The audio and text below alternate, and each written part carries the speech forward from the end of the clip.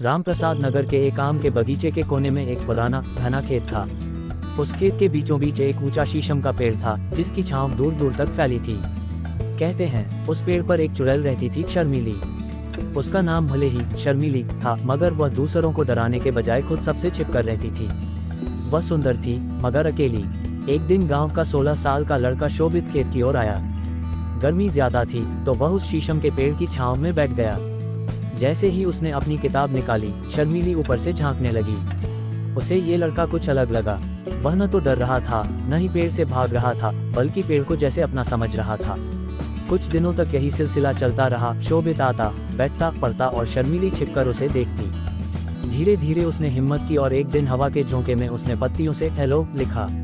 शोभित चौंका, मगर डर के बजाय उसे कौतूहल हुआ।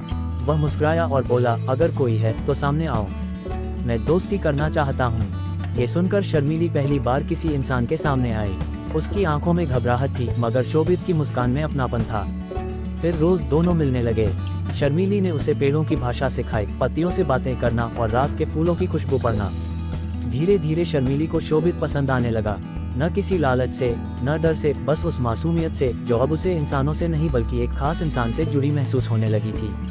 शोभित को भी पता था कि शर्मीली आम नहीं थी, लेकिन उसने कभी सवाल नहीं पूछा।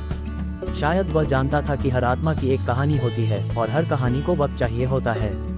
अब खेत में वो शीशम का पेड़ सिर्फ एक पेड़ नहीं था, वो एक दोस्ती का गवाह था, एक नर्म रिश्ता जो इंसान और परछाई के बीच धीरे धीरे पनप रहा था।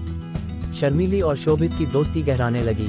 हर शाम जब सूरज ढलता, शोभित उस पेड़ के नीचे आता और शर्मीली धीरे धीरे उसकी दुनिया का हिस्सा बनती जा रही थी। वह उसके लिए पत्तियों से झूला बनाती, चांदनी में चमकते फूल लाकर देती और अपने जादुई किस्से सुनाया करती थी। पर एक दिन शोभित स्कूल से बहुत देर से आया। उसका चेहरा उतरा हुआ था। शर्मीली ने पूछा, क्या हुआ? शोभित ने कहा, मुझे शहर जाना होगा, पापा का तबादला हो गया है, शायद हम दोबारा कभी न मिल सकें। शर्मीली का दिल बैठ गया। उसने कभी नहीं सोचा था कि वो इस लड़के से इतनी गहराई से जुड़ जाएगी। उसकी आंखें भर आईं, मगर उसने मुस्कुराते हुए कहा, जाना तो पड़ेगा, लेकिन एक वादा करोगे? क्या? वादा करो कि तुम मुझे भूलोगे नहीं और जब कभी इस पेड़ की याद आए वापस आओगे। शोभित ने पेड़ के तने पर दिल का एक छोटा सा निशान बनाया और उसमें एस उकेर दिया। समय बीतता गया। 10 साल बाद एक युवक एक कार से उतरता है। खेत अब वीरान सा है, पर शीशम का पेड़ अब भी वैसे ही खड़ा है, बस थोड़ा बूढ़ा हो गया है। शोभित ने पेड़ के पास आकर हाथ रखा और धीरे से कहा, शर्मीली।